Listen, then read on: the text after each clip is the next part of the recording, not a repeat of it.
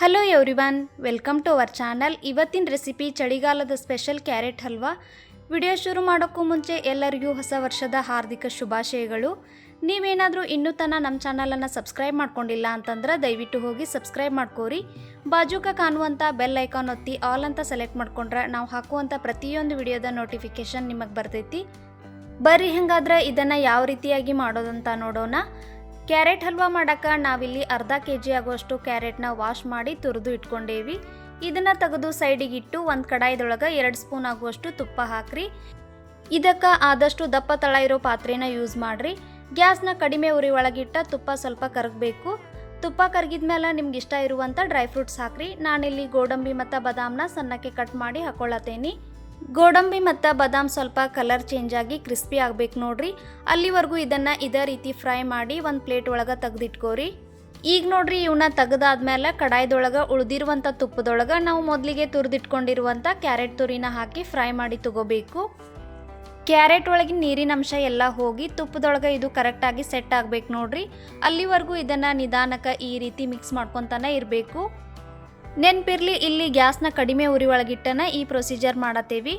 ಈಗ ನೀವು ನೋಡತ್ತಿರ್ಬೋದು, ಇದನ್ನು ನೀಟಾಗಿ ಮಿಕ್ಸ್ ಮಾಡ್ಕೊಂಡಾದ್ಮೇಲೆ ಇದಕ್ಕೆ ಒಂದು ಲಿಡ್ ಕ್ಲೋಸ್ ಮಾಡಿ 2 ರಿಂದ 3 ನಿಮಿಷ ಇದನ್ನು ಬೇಯಿಸಿ ತಗೋಬೇಕು. ಈ ರೀತಿ ಲಿಡ್ ಕ್ಲೋಸ್ ಮಾಡಿ ಬೇಯಿಸೋದ್ರಿಂದ ಕ್ಯಾರೆಟ್ ನೀಟಾಗಿ ಬೆಂದು ಸಾಫ್ಟ್ ಆಗ್ತೈತಿ. 3 ನಿಮಿಷ ಆದಮೇಲೆ ಲಿಡ್ ಓಪನ್ ಮಾಡಿ ನೋಡ್ರಿ, ಕ್ಯಾರೆಟ್ ಅರ್ಧದಷ್ಟು ಬೆಂದೈತಿ. ಈಗ ಇದ್ರೊಳಗೆ ನಾವು 1 ಗ್ಲಾಸ್ ಆಗುವಷ್ಟು ಹಾಲನ್ನ ಹಾಕತ್ತೀವಿ. ಅರ್ಧ kg ಗಜ್ರಿಗೆ ಅರ್ಧ ಲೀಟರ್ಗಿಂತ ಸ್ವಲ್ಪ ಕಡಿಮೆ ಹಾಲು ಯೂಸ್ ಮಾಡತ್ತೇವಿ. ನೀವು ಕ್ಯಾರೆಟ್ ಹಲ್ವಾನ ಎಷ್ಟು ಕ್ವಾಂಟಿಟಿ ಒಳಗೆ ಮಾಡ್ತಿರ್ತೀರಿ ನೋಡ್ರಿ, ಅದಕ್ಕೆ ಹೆಚ್ಚು ಮತ್ತು ಕಡಿಮೆ ಮಾಡಿ ನೀವು ಇದನ್ನು ಹಾಕ್ಬೋದು. ಹಾಲು ಹಾಕಿದಾದ್ಮೇಲೆ ಇದನ್ನು ಒಂದ್ಸಲ ನೀಟಾಗಿ ಮಿಕ್ಸ್ ಮಾಡಿಕೊಂಡು ಈಗ ಸಿಹಿಗೆ ತಕ್ಕಂಗೆ ನಿಮ್ಗೆ ಸಕ್ಕರೆ ಎಷ್ಟು ಬೇಕು ನೋಡಿ ನೀವು ಅಷ್ಟು ಸೇರಿಸ್ಕೋಬಹುದು. ನಾನಿಲ್ಲಿ 1 ಕಪ್ ಆಗುವಷ್ಟು ಸಕ್ಕರೆ ತೊಗೊಂಡೇನಿ, ಆದರೆ ಇದಕ್ಕೆ ಅದನ್ನಷ್ಟು ಸೇರ್ಸತ್ತಿಲ್ಲ. ಇದಕ್ಕೆ ಎಷ್ಟು ಬೇಕೋ ನೋಡಿಕೊಂಡು ಅಷ್ಟನ್ನು ಮಾತ್ರ ನಾನಿಲ್ಲಿ ಸೇರ್ಸತ್ತೇನೆ.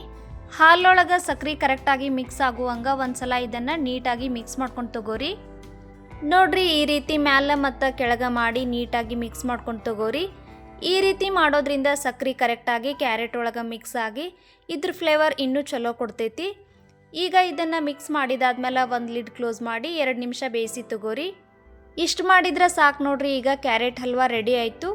ಆದರೆ ನಾವು ಇದಕ್ಕೆ ಇನ್ನೊಂದು ಸ್ವಲ್ಪ ರುಚಿ ಹೆಚ್ಚಿಸ್ಲಿ ಅಂತ 100 ಗ್ರಾಮ್ ಆಗುವಷ್ಟು ಕೋವಾ ಹಾಕತ್ತೀವಿ. ನಾನಿಲ್ಲಿ ಸ್ವೀಟ್ಲೆಸ್ ಕೋವಾ ಯೂಸ್ ಮಾಡತ್ತೇನೆ. ನೀವೇನಾದರೂ ಸಿಹಿ ಕೋವಾ ಯೂಸ್ ಮಾಡೋದಾದ್ರೆ ಸಕ್ಕರೆ ಸ್ವಲ್ಪ ಕಡಿಮೆ ಪ್ರಮಾಣದೊಳಗೆ ಹಾಕ್ರಿ. ಈಗ ನೋಡ್ರಿ, ಇದನ್ನು ಒಂದ್ಸಲ ನೀಟಾಗಿ ಮಿಕ್ಸ್ ಮಾಡ್ಕೊಂಡು ತಗೋಬೇಕು. ಇಲ್ಲಿ ಕೋವಾ ಆಪ್ಷನಲ್ ಐತಿ, ಬೇಕಂದ್ರೆ ಹಾಕ್ಬೋದು, ಬ್ಯಾಡಂದ್ರೆ ಸ್ಕಿಪ್ ಮಾಡ್ಬೋದು. ನೋಡ್ರಿ, ಈಗ ಇದು ಸ್ವಲ್ಪ ಕುದಿ ಬಂದಾದ್ಮೇಲೆ ಫ್ಲೇವರ್ಗಾಗಿ 1 ಸ್ಪೂನ್ ಆಗುವಷ್ಟು ಏಲಕ್ಕಿ ಪೌಡರ್ ಹಾಕತ್ತೇನೆ.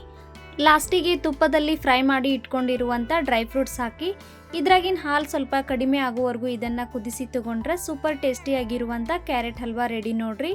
ಚಳಿಗಾಲದ ಸೀಸನ್ ಒಳಗೆ ಕ್ಯಾರೆಟ್ ಅಂತೂ ಸಿಗ್ತಾವು. ನೀವು ಕೂಡ ಇದನ್ನು ಒಂದ್ಸಲ ಟ್ರೈ ಮಾಡಿ ಹೆಂಗೆ ಬಂತು ಅಂತ ಕಮೆಂಟ್ ಸೆಕ್ಷನ್ನಾಗ ತಿಳಿಸ್ರಿ.